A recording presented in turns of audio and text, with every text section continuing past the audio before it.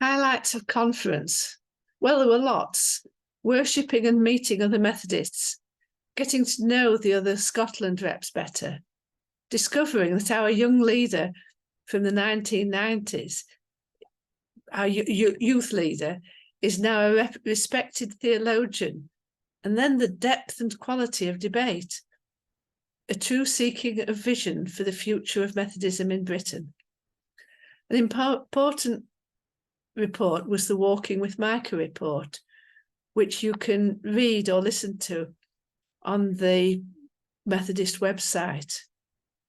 So far, the Walking with Micah project has conferred and considered and now encourages us to think about the 3 Ps: principles for justice, why we try to act justly, the priorities for justice, areas we with God can make a difference and where God is calling us as a church to act, and practices for justice, how we can be most effective.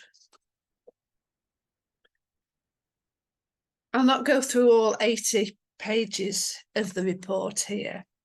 They want me to be quick, but it ends with imagine a moment when you were granted a vision of the future of the Methodist Church.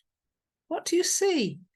A shrinking institution with a limited future, or a small, sometimes marginalised, but richly diverse community with a big vision and a deep passion for justice and peace, living out a Methodist way of life? A church where friendships span the divides of society, listening to the lived, painful experience of those unjustly treated is normal, informing prayer and action. There is repentance for failure in perpetuating or benefiting from injustice. Children and adults are safe from abuse and exploitation. All are valued with respect.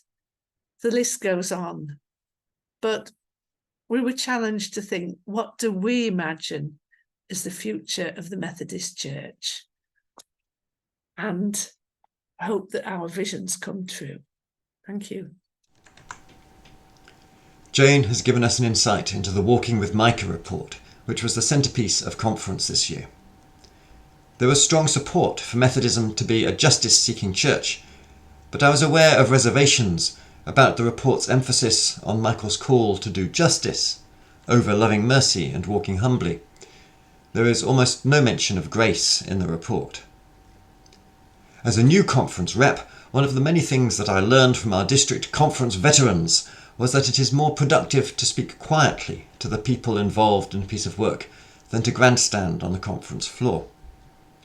So I had some very helpful conversations with Rachel Lampard and Roger Walton, and then decided to speak to the resolution about implementing this report, urging those tasked with the follow-up to attend to the Vice Presidential address given by Kerry Scarlett. She had described the Methodist Church as justice-seeking and peacemaking.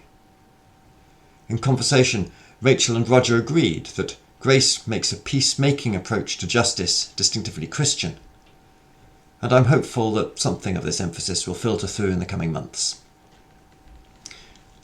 Members of Synod will remember that we submitted a memorial to conference concerning probationer ministers. The same memorial was also submitted by Cumbria, Newcastle and Doncaster districts.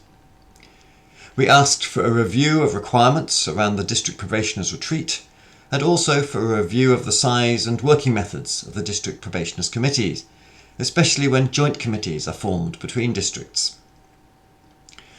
The Conference Memorials Committee responded by accepting the proposed reduction in size and composition of the District Probationers Committee, but rejecting our other proposals.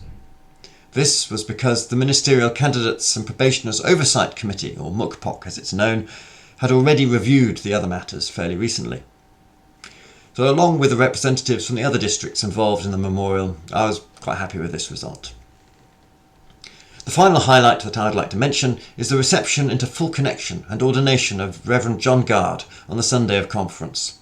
Having worked with John in circuit and as the district probationer secretary, it was really good to be there with him and to celebrate this milestone in his Christian journey alongside his family and friends from previous circuits, as well as some intrepid supporters all the way from the Moray coast.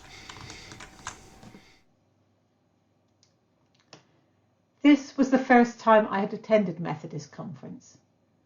The words which come to mind to describe it are organised, friendly, encouraging, diverse, worthwhile, clear, helpful, challenging, accessible, missional. There were 306 representatives, which in future will be reduced to 225. And on top of that, there was the connectional team, representatives from organisations such as All We Can, TMCP, the Methodist Art Collection, amongst others, as well as JPIT and the Evangelism and Growth team, of more later. The debate was generally engaging and relevant, but also well directed and respectful. There were, of course, the usual suspects who were more willing to go up to the front than others, but that did not mean their contribution was any less important. There were also others who only made one contribution, but that was particularly relevant to that debate and was sometimes incredibly heartrending. The sessions were chaired by the President, Reverend Jill Newton, and Vice President Kerry Scarlett. They also launched their presidential year, which has the theme Hidden Treasures. I would encourage you to engage with this as we go through the year. The worship each day was diverse and rooted in Methodism, and was a key part of the conference. One of the themes that went through the week was the continuing development of the Methodist way of life.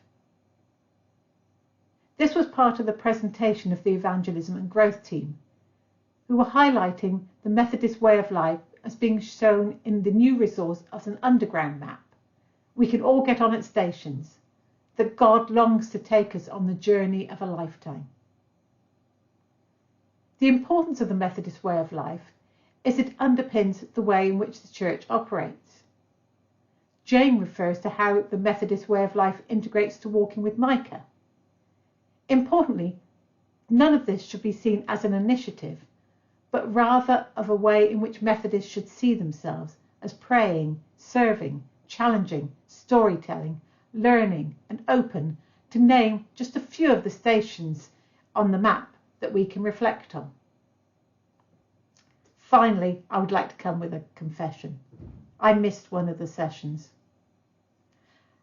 At the first time attendee, I did not realise that a closed session meant that you could not get in after it had started. And so I had to sit outside for half an hour. During that time, I chatted to another representative who was in the same situation. She's originally from Zimbabwe and had lived in the UK and was still trying to obtain the right to remain. One key thing I remember is that her great pride in becoming the president of Methodist Women in Britain for her district. Because of her immigration status, she's not able to visit her elderly mother in Zimbabwe. Whilst being a representative in the sessions was important, engagement with other delegates was part of what made the conference vital for me. It would have been impossible to negotiate the conference without the help of those who'd been there before, particularly the Scotland and Shetland representatives. This meant that for a first time, it was possible not only to attend, but also participate. Thank you.